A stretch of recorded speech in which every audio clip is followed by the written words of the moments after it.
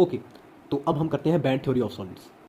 तो band theory of solids पढ़ने से पहले मैं आपको ये बताना चाहता हूँ कि जैसे कि आपने फ्री इलेक्ट्रॉन थ्योरी पढ़ी होगी, तो फ्री इलेक्ट्रॉन थ्योरी आपके पास ये एक्सप्लेन नहीं कर पाई थी कि आपके पास कंडक्टर और इंसुलेटर के बीच में डिफरेंस क्या है, ठीक है।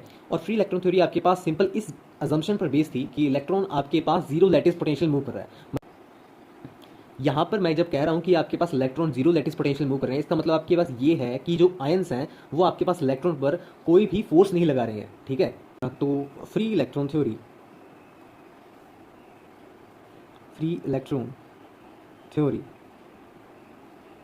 cannot explain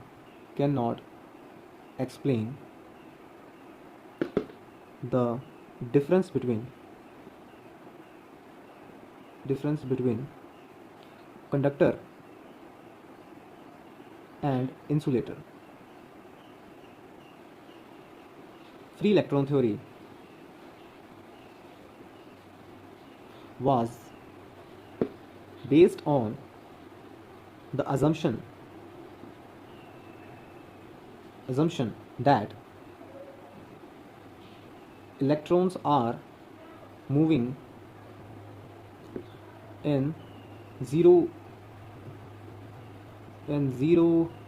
lattice potential. जब मैं यहाँ पर कह रहा हूँ कि आपके पास जीरो लैटिस पोटेंशियल, ठीक है, जीरो लैटिस पोटेंशियल आपके पास मतलब ये आयंस का पोटेंशियल होता है, ठीक है। ये आपके पास पोटेंशियल ऑफ आयंस, ठीक है। इसका आपके पास ये मतलब है कि आपके पास जो आयंस हैं वो आपके पास इलेक्ट्रॉन पर कोई फोर्स अप्लाई कर रहे हैं। तो जीरो लैटिस पोटेंशियल का आपके पास ये मतलब हो गया कि ions are applying no force on electron, ठीक है। तो पर जबकि आपके पास असल में होता क्या है, however in real solids the potential of ions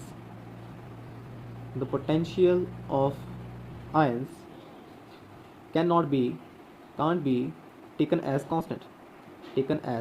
constant। yes, आपके पास रियल सॉलिड्स में क्या होता है कि आपके पास जो पोटेंशियल लिया जाता है वो आपके पास आयंस का, ठीक है, वो आपके पास एक कांस्टेंट नहीं लिया जा सकता, ठीक है। जैसे कि यहाँ पर आपने जीरो लैटिस पोटेंशियल ले रहे हैं, कांस्टेंट लैटिस पोटेंशियल नहीं होता आपके पास, एक वेरिएबल लैटिस पोटेंशियल होता है, ठीक है। आगे देखते हैं अभी, ठीक है। तो इस रीजनेबल अप्रोक्सीमेशन के लिए for reasonable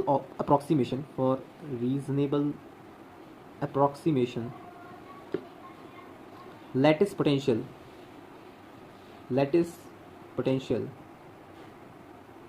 can be periodic, ठीक है। इसके बारे में बात करेंगे। आपके पास पीरियोडिक कैसे है, आपके पास ये पीरियोडिक का मतलब कि आपके पास नॉन कांस्टेंट है ना, ठीक है। तो आपके पास ये नॉन कांस्टेंट हो गया, ठीक है। अब देखिए, अब बैंड थ्योरी से आपके पास फ्री इलेक्ट्रॉन थ्योरी का सफ़र कैसा है, ठीक है। बैंड थ्योरी से आपके पास फ्री इलेक्ट्रॉन थ्योरी का सफ़र कुछ ऐसा है, जैसे ये बैंड थ्योरी और ये आपके पास फ्री इलेक्ट्रॉन थ्योरी।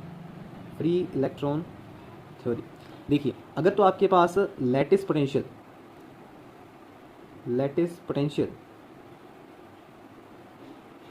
जीरो है तो आपके पास फ्री इलेक्ट्रॉन थ्योरी में चले जाएंगे आप।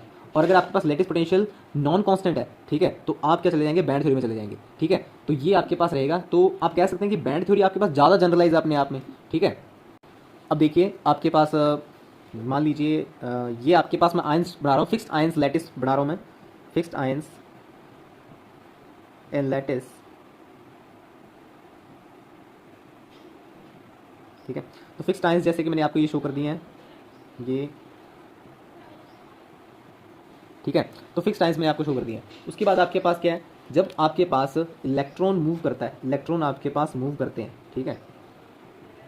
तो इलेक्ट्रॉन जब इनसे स्कैटर करेंगे, ठीक है, इलेक्ट्रॉन जब आपके पास ये मूव करेगा, ठीक है, नेगेटिव चार्ज आयन इलेक्ट्रॉन जब आपके पास मूव करेगा, ठीक है, तो इनसे स्कैटर करेगा, तो इससे क्या होगी, वाइब्रेशन होगी। तो इन आयंस के वाइब्रेशन के कारण आपके पास क्या होता है, फोनोन्स का जनरेशन होता है, जो कि आपको पता ही है, ठीक है। अब फ्री इलेक्ट्रॉन थ्योरी में तो आपके पास कोई फोर्स नहीं लगता ना, ठीक है, इन इलेक्ट्रॉन पर, इस लैटिस के कारण से, ठीक है, इन आयंस के कारण से, ठीक है। तो आपके पास जब आप बैंड थ्योरी में होंगे तो आपके पास क्या होगा, यहाँ पर जब देखिए इलेक्ट्रॉन यहाँ पर होगा, देखिए आपके पास ये पॉजिटिव और ये नेगेटिव, तो देखिए मैं आपको साइड में थोड़ा सा एक्सप्लेन कर देता हूँ।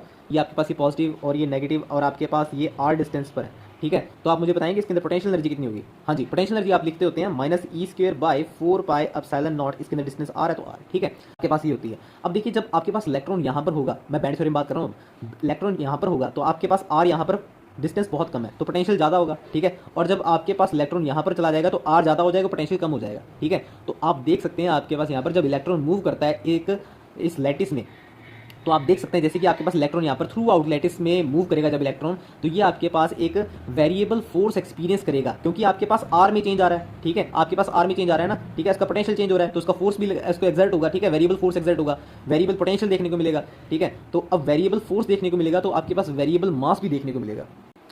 तो इस बात को भी मैं यहाँ पर नोट कर देता हूँ कि the variable force on electron can be counted in terms of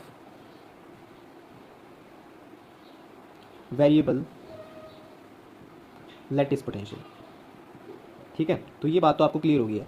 और जो आपके पास वेरिएबल लैटिस पोटेंशियल है, जो आपके पास वेरिएबल लैटिस पोटेंशियल है वुड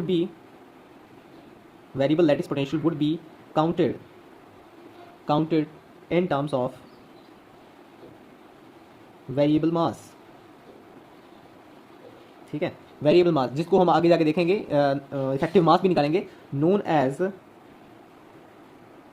इफेक्टिव मास। ओके, तो देखिए एक बात और निकल कर आई है यहाँ पर, मैं वापस से एक डायग्राम बनाना चाहता हूँ। तो देखिए एक बात और आपके पास यहाँ पर उभर कर आई है, एक बात और क्या है आपके पास, बैंड थ्योरी ऑफ सॉलिड्स, और यहाँ पर वापस से मैं लिखता हूँ फ्री इलेक्ट्रॉन थ्योरी, ठीक है। अब देखिए आपके पास अगर यहाँ पर m स्टार और n नॉट, ठीक है, अगर आपके पास जो इफेक्टिव मास है वो आपके पास फ्री इलेक्ट्रॉन मास के बराबर होता है तो आप फ्री इलेक्ट्रॉन थ्योरी में, और अगर आपके पास इफेक्टिव मास फ्री इलेक्ट्रॉन मास के बराबर नहीं है तो आपके pass band theory of solid में आप एग्जिस्ट करते हैं, ठीक है। तो m नॉट यहाँ पर मैं आपको लिख देता हूँ, फ्री इलेक्ट्रॉन मास है ये, ठीक है। और आपके पास m स्टार क्या है, m स्टार आपके पास ये इफेक्टिव मास है, जिसके बारे में भी हम आगे जाकर और भी चर्चा करेंगे, ठीक है। तो आगे चलने से पहले मैं आपको एक चीज़ और बताना चाहता हूँ, जैसे आपने फ्री इलेक्ट्रॉन थ्योरी पढ़ी थी, उसके अंदर आपके पास ये पॉजिटिव आयंस थे, ठीक है। तो जब आपके पास इलेक्ट्रॉन मूव करता था तो इनके साथ कोई इंटरेक्शन नहीं था, ठीक है, पर हाँ ये था कि आपके पास आप इन पोटेंशियल वॉल्स को पार नहीं कर सकता आपके पास ये इलेक्ट्रॉन, ठीक है, जो भी इस कन्फाइंड पोटेंशियल मूव करता था। हम देखते हैं ना x0 to l, ये आपने क्वांटम मैकेनिक्स में पढ़ा आपके पास, जहाँ पर आपके पास इसकी एनर्जी क्या होती थी, एनर्जी ऑफ इलेक्ट्रॉन कितनी होती थी आपके पास, एनर्जी ऑफ इलेक्ट्रॉन आपके पास थी EP = p² π² h² over 2ml², जहाँ पर आपके पास p क्या होता था 1 2 3 एंड सो ऑन, ठीक है। और यहाँ पर आपके पास वेव फंक्शन क्या बनाया था आपने, वेव फंक्शन आपके पास इस इलेक्ट्रॉन का था √2/L है ना, ठीक है, साइन p पाई x/L, ठीक है। तो ये आपके पास वेव फंक्शन बनता था, ये आपके पास फ्री इलेक्ट्रॉन थ्योरी की बात रहेगी। अब यही जो आपके पास रिजल्ट्स हैं हम ये बैंड थ्योरी में निकालने की कोशिश करेंगे, ठीक है।